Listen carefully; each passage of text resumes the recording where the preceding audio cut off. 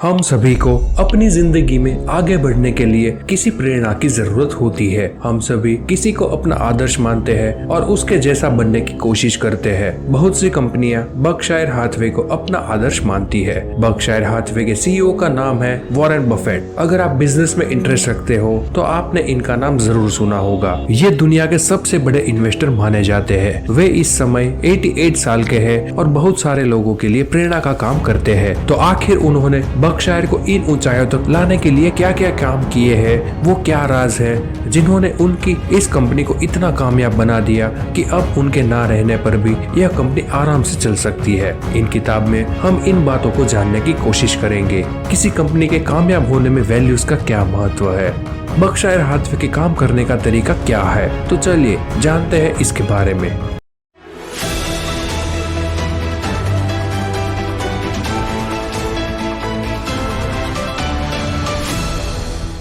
Berkshire अलग अलग कंपनियों में इन्वेस्ट करती है, लेकिन उसके वैल्यूज एक ही है। बर्कशायर हाथवे का नाम तो आपने सुना ही होगा। इसमें पहले हम इसके काम करने के तरीके के बारे में जाने। आइए हम इसके बारे में कुछ बातें जान ले। बर्कशायर हाथवे की शुरुआत साल 1965 में हुई थी। शुरू में यह एक टेक्सटाइल इंडस्ट्री थी। इस समय यह दुनिया की सबसे बड़ी कॉरपोरेशन में से एक है। इसके लीडर का नाम वॉरेन बफेट है, जो अपने स्टाफ पिकिंग के लिए जाने जाते हैं। बर्कशायर हाथवे के पास बहुत सी अलग अलग कंपनियों के अधिकार है। इनमें से कुछ कंपनियां कमर्शियल है तो कुछ कंपनियां फाइनेंशियल और कुछ मैन्युफैक्चरिंग भी है। इनमें से कुछ कंपनियों के नाम जैसे कि the Government Employ Insurance Company, जो कि एक इंश्योरेंस कंपनी है, डेयरी क्वीन, जो कि एक आइसक्रीम और फास्ट फूड रेस्टोरेंट चेन है, BNSF रेलवे, जो अमेरिका की सबसे बड़ी फ्रेट रेल रोड कंपनी है, फुट ऑफ द लूम, जो कि कपड़े की कंपनी है। इसके अलावा बर्कशायर के अंदर आने वाली हर चीज, जैसे उनकी कंपनियां की साइज, उसमें काम करने वाले कर्मचारी की संख्या, उसके प्रोडक्ट्स की कीमत, लगभग हर एक चीज में भेदभाव पाए जाते हैं। यह कंपनी पूरी तरह से डाइवर्सिफाइड है, लेकिन फिर भी बर्कशायर के वैल्यूज एक ही है, जो कि जरूरी भी है। अगर वैल्यूज एक ना होते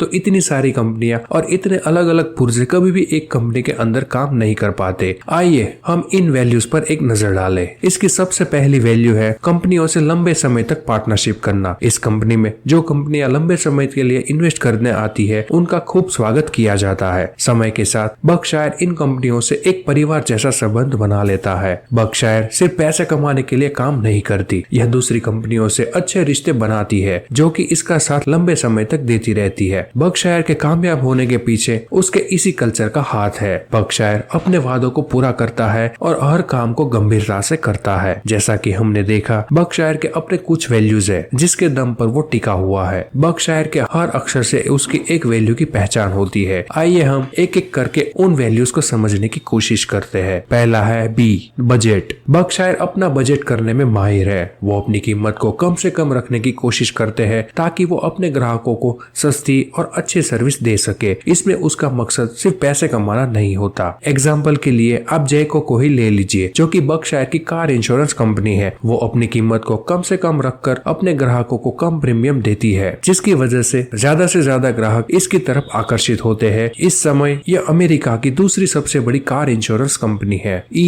अर्नेस्टनेस। अर्नेस्टनेस का मतलब होता है गंभीरता। बर्कशायर अपने इन्वेस्टर से और अपने ग्राहकों से जो वादे करती है, उसे वो गंभीरता और जिम्मेदारी से निभाती है। एग्जाम्पल के लिए NICO को ले लीजिए, जो कि बर्कशायर की एक इंश्योरेंस कंपनी है। इस कंपनी की खास बात यह है कि यह अपनी पॉलिसी में हर तरह के खतरों के लिए इंश्योरेंस देने की बातें लिखती है। जब अमेरिका पर 9/11 का हमला हुआ था, तब NICO ने आतंकवादी हमले में हुए नुकसान की भरपाई करने के लिए बहुत से नियम अपनी पॉलिसी में लिखे। इसमें एयरलाइंस के लिए $1 अरब की पॉलिसी और समुद्री रास्ते से आने वाले तेल के लिए 50 करोड़ की पॉलिसी लिखी गई थी। अपनी पहचान को बनाए रखना और साथ ही रिश्तों को निभाते रहना बर्कशायर की खासियत है। आइए हम बर्कशायर के अगले 2 अक्षरों का मतलब जानते हैं। R, reputation. किसी भी कंपनी के कामयाब होने के लिए ग्राहकों में उसकी पहचान और मार्केट में उसकी इज्जत होनी चाहिए। अगर आपने सालों से लोगों का भरोसा जीता है और लोगों में आपकी अच्छी इमेज है, तो आप लंबे समय तक कामयाब रह पाएंगे। एग्जाम्पल के लिए आप बर्कशायर हाथवे की एक कंपनी जॉर्डन फर्नीचर को ले लीजिए। वो अपने ग्राहकों को बहुत सारे अलग अलग तरह के फर्नीचर बेचती है और साथ ही उन्हें बहुत सारे ऑफर भी देती है। इसकी एक दुकान पर ग्राहकों को नाव में बिठाकर घूमने की सुविधा है। इसी तरह इसकी अलग अलग दुकानों में ग्राहकों का मनोरंजन करने के लिए अलग अलग तरह की सुविधाएं हैं, जिसकी वजह से बहुत सारे ग्राहक इसकी तरफ आकर्षित होते हैं। इस वजह से ग्राहकों में उसकी अच्छी इमेज है। इसका नतीजा यह है कि जॉर्डन फर्नीचर को एक साल में $950 मिलियन का फायदा होता है, जो कि बाकी कंपनियों से 6 गुना ज्यादा है। K4 किनशिप, जैसा कि आपने पहले सब में पढ़ा कि बर्कशायर लंबे समय के लिए बिजनेस करती है, यह दूसरी कंपनियों से अच्छे संबंध बनाती है, जिसका फायदा इसे बहुत लंबे समय तक होता रहता है। यह फैमिली बिजनेस को आकर्षित करने का एक अच्छा तरीका है। फैमिली बिजनेस में भरोसे की जरूरत होती है, जिसकी कमी बर्कशायर बहुत अच्छे से पूरा कर देता है। जब बर्कशायर 1995 में आर्ली वीली होम फर्निशिंग को खरीदने पहुंचा तो उसे खरीदने के लिए बर्कशायर को $25 मिलियन कम देने पड़े। आरसी वीली जानते थे कि बर्कशायर में फैमिली बिजनेस को अच्छी नजर से देखा जाता है और वो बर्कशायर के रिश्ते बनाने वाली पॉलिसी से बहुत आकर्षित था। इस वजह से उसने बर्कशायर से सस्ते में सौदा कर लिया और बर्कशायर को इसका फायदा मिला।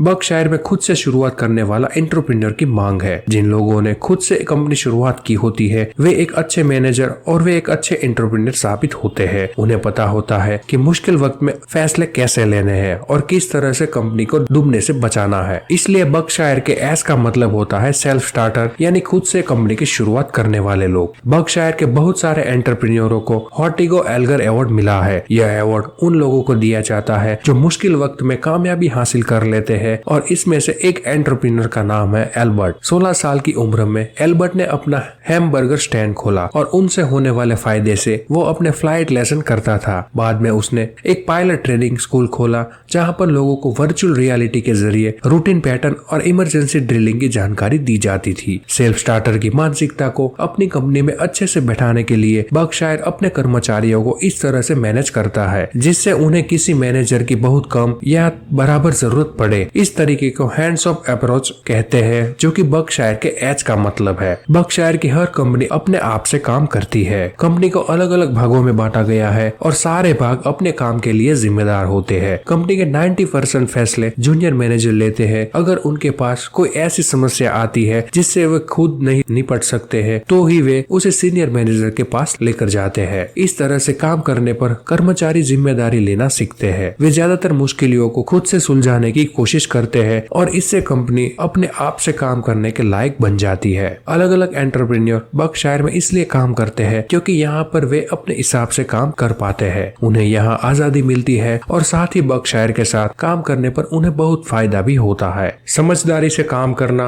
और हर काम को आसानी से करना बर्कशायर की पॉलिसी है। आपने अक्सर देखा होगा कि जब कंपनियां ज्यादा बड़ी होने लगती है तो उन्हें संभालना मुश्किल हो जाता है, लेकिन बर्कशायर के साथ ऐसा नहीं है। जब बर्कशायर किसी नई कंपनी को खरीदती है तब वो और ज्यादा कामयाब हो जाती है। लेकिन यह कैसे हो सकता है? इस सवाल का जवाब बर्कशायर के आय में छुपा हुआ है। आय का मतलब होता है इन्वेस्टर सेवी। बर्कशायर के इन्वेस्टर अपना पैसा उसी कंपनी में लगाते हैं जिसमें काम करने का तरीका उनके काम करने के तरीके से मिलता हो। वे उसी कंपनी को अपने अंदर लेने की कोशिश करते हैं जो पहले से ही रिश्तों की अहमियत को समझते हो, ताकि उसे खरीदने के बाद उन्हें उसमें ज्यादा बदलाव ना करना पड़े। हम अक्सर चीजों को बेहतर बनाने के लिए कभी कभी उन्हें इतना ज्यादा उलझा हुआ बना देते हैं जिससे उन्हें समझना मुश्किल हो जाता है, और अगर उसे किसी दूसरे के हाथों में दे दिया जाए तो वे उसे पूरी तरह से नहीं समझ पाता, जिसकी वजह से कंपनी घाटे में जाने लगती है। लेकिन बर्कशायर उसी कंपनी को खरीदती है जो काफी लंबे समय से चली आ रही हो और जिन्हें समझना बिल्कुल आसान हो। पिछले सबक में आपने देखा कि बर्कशायर की ज्यादातर कंपनियां इंश्योरेंस, फर्नीचर और रेलवे की है। इस तरह की कंपनियां काफी लंबे समय से चली आ रही है और इन्हें समझना आसान होता है। इसके अलावा इस तरह की कंपनियों की मांग आगे भी रहेगी, जिसकी वजह से ये लंबे समय तक चल सकती है। बर्कशायर में हमेशा लंबे समय की प्लानिंग की जाती है। बर्कशायर के आखिरी अक्षर ई का मतलब है इटर्नलिटी। इसका मतलब यह है कि बर्कशायर वॉरेन बफेट के बिना भी कामयाब रह सकती है। यहाँ पर भविष्य को देखते हुए काम किया जाता है, जिसकी वजह से इसे भविष्य में आने वाली मुसीबतों के बारे में ज्यादा चिंता करने की जरूरत नहीं पड़ती। यहाँ का कल्चर कुछ इस तरह का है कि यह वॉरेन बफेट के बिना भी अच्छे से चल सकती है। लेकिन कैसे? इसके पीछे की वजह भी वॉरेन बफेट ही है। पिछले 25 सालों से उन्होंने बहुत सारे आर्टिकल लिखे हैं जिसमें उन्होंने बताया है कि उनके ना रहने पर बर्कशायर किस तरह से काम करना चाहिए। उन्होंने लिखा है कि उनके मर जाने के बाद उनका काम कौन और कैसे संभालेगा। वॉरेन बफेट के हिसाब से उनके मरने के बाद उनके काम 2 भागों में बट जाएंगे, मतलब कि उनका काम 2 लोग संभालेंगे। एक मैनेजर की तरह ही काम करेगा और पूरी कंपनी को देख रेख करेगा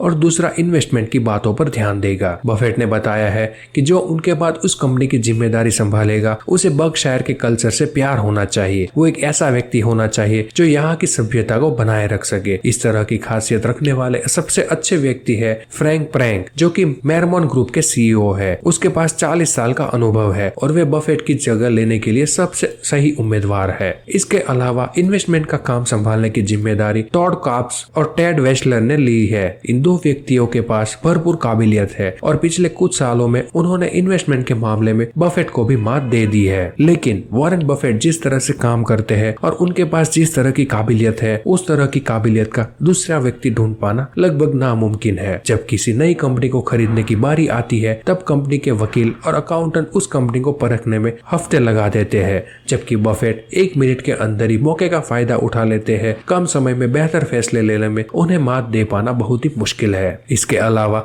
जब बफेट नहीं रहेंगे तब बहुत सारे मैनेजर उनकी जगह लेने के लिए तैयार बैठे रहेंगे। इसमें जब एक का चुनाव हो जाएगा तब सारे मैनेजरों में जलन की भावना पैदा हो सकती है, जिससे रिश्ते बिगड़ सकते हैं। इसलिए उनकी जगह लेने वाले को बहुत सी परेशानियों का सामना करना होगा। बर्कशायर मेरमोन ग्रुप से बहुत कुछ सीख सकता है। मेरमोन ग्रुप अपने समय की बहुत ही बड़ी कंपनी थी। 2008 में बर्कशायर ने मेरमोन ग्रुप को खरीद लिया। मेरमोन ग्रुप और बर्कशायर के एक होने से पहले उनमें बहुत सी बातें एक जैसी थी। दोनों कंपनियों के फाउंडर अपनी कंपनी पर अपनी एक गहरी छाप छोड़ चुके थे। दोनों के पास बहुत सारी दूसरी कंपनियों के अधिकार थे। दोनों कंपनियों में काम को अलग अलग भागों में बांट दिया गया था और हर ग्रुप अपने काम के लिए जिम्मेदार होता था। लेकिन जब मेरमोन ग्रुप के फाउंडर्स की मौत हुई तब बहुत से लोग कहने लगे कि अब तो कंपनी डूब जाएगी, लेकिन ऐसा नहीं हुआ। फ्रैंक प्रैंक 2003 में मेरमोन ग्रुप के सीईओ बने। उनके सीईओ बनने के बाद कंपनी फिर से उसी तरह से चलने लगी जिस तरह से पहले चलती थी। काम करने के तरीके एक होने की वजह से मेरमोन ग्रुप को बर्कशायर ने 2008 में खरीद लिया। जिस तरह के सवाल मेरमोन ग्रुप के फाउंडर्स के मरने के बाद उठ रहे थे, कुछ उसी तरह के सवाल अब फिर से उठने लगे हैं। क्या बफेट के मरने के बाद बर्कशायर डूब जाएगी? नहीं। अगर बर्कशायर के कल्चर को बनाए रखने के लिए उसे भी एक फ्रैंक एफ जैसा सीईओ मिल जाए तो वह बफेट के बिना भी काम कर सकती है।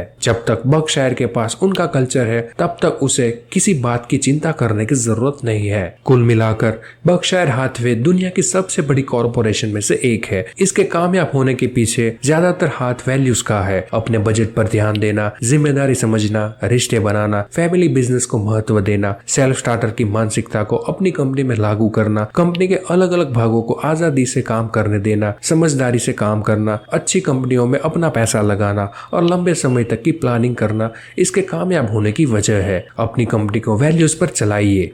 जैसा कि हमने देखा, दुनिया की सबसे बड़ी कंपनी वैल्यूज के दम पर ही चलती है। इसलिए अगर आपको अपनी कंपनी को ऊंचाई पर लेकर जाना है तो आपको भी अपनी कंपनी के अंदर कुछ वैल्यूज को जन्म देना होगा। आप भी अपनी कंपनी के नाम से कुछ ऐसी वैल्यूज तलाश करके उसे अपनाने की कोशिश कीजिए। सो दोस्तों, आई होप कि ये वीडियो आपको पसंद आया होगा। अगर ये वीडियो आपको पसंद आया है तो ये वीडियो को लाइक करें, शेयर करें और हमारे चैनल को सब्सक्राइब करना ना भूलें। धन्यवाद।